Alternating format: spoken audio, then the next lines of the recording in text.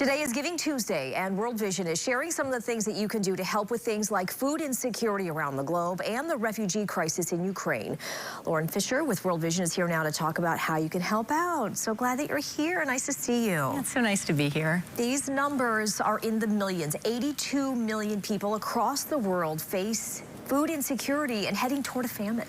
That's right. We're seeing, especially in Somalia, that they're very close to famine levels, and that's about 300,000 children who are literally on the brink of starvation. And these are official terms that they use when children are so severely malnourished. And there's just a series of factors contributing to this unprecedented hunger in the world. Yeah, what are some of those factors? Certainly the pandemic. Absolutely. Yep, you got the pandemic, and then also changing unpredictable weather patterns. They're in a historic level of drought there. And then the Ukraine crisis. Increased conflict there is actually because Ukraine is the breadbasket of the world.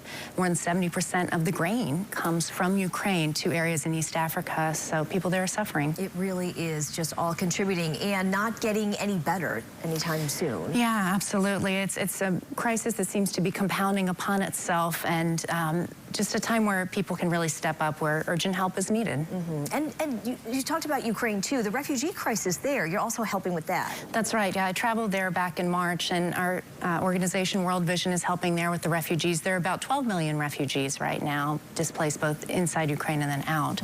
And so we're providing shelter, we're providing food there, and support for children, psychosocial help for the children because they did see that conflict. What can people do from so far away? Because we do feel like we are so far away. We do, but every little bit makes a difference, and I've seen generosity by the people there in the places I've visited as well as here, and it makes such an impact. People can go to worldvision.org, and we're one of the many organizations helping, providing just essential needs there. Are people stepping up? Are people helping out? They are, and you know what's incredible?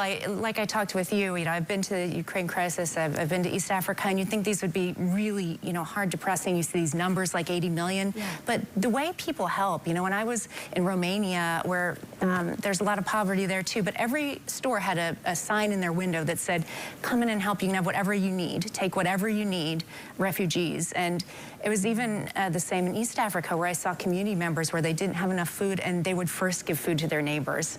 So generosity is so important. It's something we can practice. Yeah, and are those trends happening here too, and we are giving to other parts of the world? That's very true. And here, people are facing challenges as well. You have inflation, you have rising prices, and so it's a time where it can be harder to give. But we've seen historically, at times like the pandemic, there were record levels of giving. People knowing that giving back feels good. There's actually been studies that say that giving helps decrease anxiety, and you know that if you do something as simple as giving someone a hug, checking in on someone, it boosts the way you feel. Yeah, well, today is definitely the day to do it. Lauren, thanks so much. And she's going to be sticking around. Coming up at 7 o'clock tonight, we are going to have actual tangible things that you can do, easy ways and fun ways that you can do to help too. Absolutely, it should be fun. Yeah. Thanks, Michelle. All right.